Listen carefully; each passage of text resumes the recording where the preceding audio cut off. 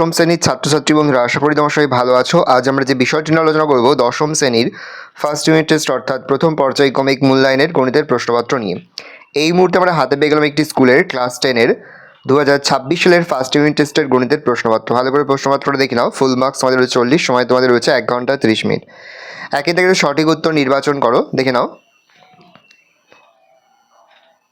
এখানে মোট তোমাদের 6টি প্রশ্ন দেওয়া রয়েছে। প্রশ্নের মান রয়েছে 1 করে 1 × 6 = 6। 2 দাগে রয়েছে সংক্ষিপ্ত প্রশ্নের উত্তর যে কোনো 5টি। এখানে বেশ কয়েকটি প্রশ্ন দেবে, তার মধ্যে থেকে যে কোনো 5টি প্রশ্ন আমাদের উত্তর করতে হবে।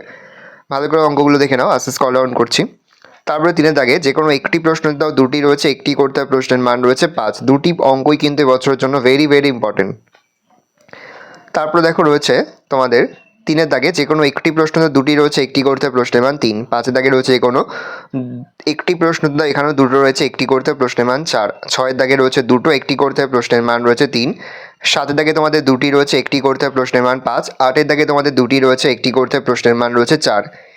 এই রয়েছে টোটাল তোমাদের ফার্স্ট ইউনিট টেস্ট অর্থাৎ প্রথম পর্যায়ক্রমিক মূল্যায়নের দশম শ্রেণীর গণিতের প্রশ্নপত্র। ভালো করে প্রশ্নপত্রটা দেখে নাও।